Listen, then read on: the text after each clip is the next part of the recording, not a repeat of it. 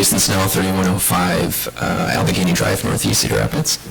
I'm here with the Sunrise Movement. I want to thank you all for being kind and tolerant of our climate strike on Friday in front. Got a lot of smiles, and I appreciate that. We have started working with the county and the city, discussing carbon emissions from the different larger entities here, and work on climate emergency resolutions and climate plans. The thing that I wanted to share with you today is the scope of the problem as it'll hit Iowa specifically. I think most people in general understand that there is a problem, but I actually didn't understand the scope of the problem until this last year, and I really dove into what the UN has reported.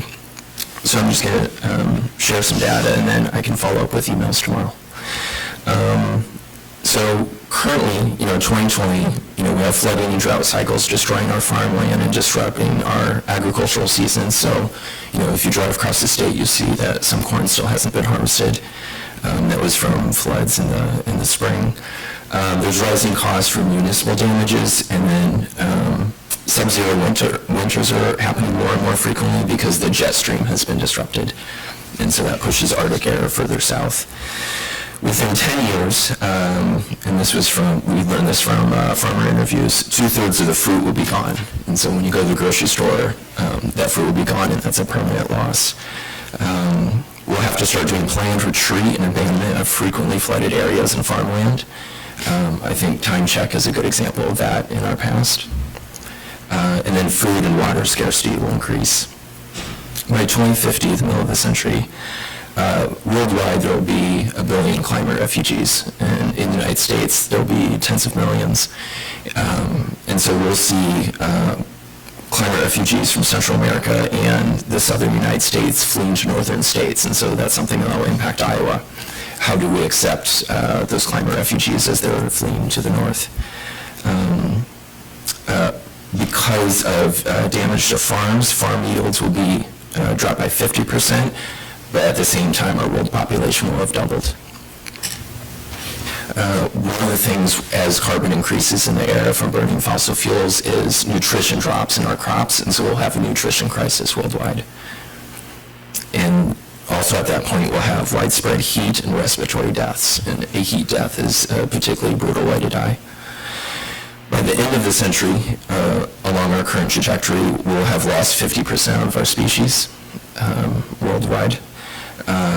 The farmland here will be going through a desertification process, so we will lose our local economy, our food supply, and our water supply will be severely damaged. There will be so much carbon in the air that there will be a 20% reduction of brain capacity. So even our ability to solve the problem at that point will be reduced greatly because our brains will have less oxygen. That's something that disturbs me greatly because I love my brain. I actually, grew up in the school system here, and it was an outstanding education I received here. And then also at that point, we'll be seeing large-scale refugee camps. And then into the next century, at that point, we'll have to do a mass evacuation of Iowa and flee to the north to Canada and Alaska. And anyone who's still here at that point will become climate refugees themselves, fleeing north. And in terms of the environment, really only the healthiest humans will be able to survive those conditions. So the stark thing about that is when each of those happen, each of those steps, it's irreversible. So really, the reason that we're working so hard right now is that this decade is the time to act to reduce carbon emissions. Once we cross that threshold, it's like an avalanche. It'll start cascading, so the rest of those things will start happening. I wish I had better news, but I just want to give you a context for the work we're doing at Sunrise and why it's so important to us.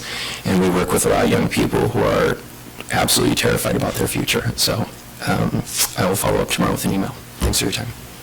Thank you for that information. Next is Betsy, is it Bastian? Bastian.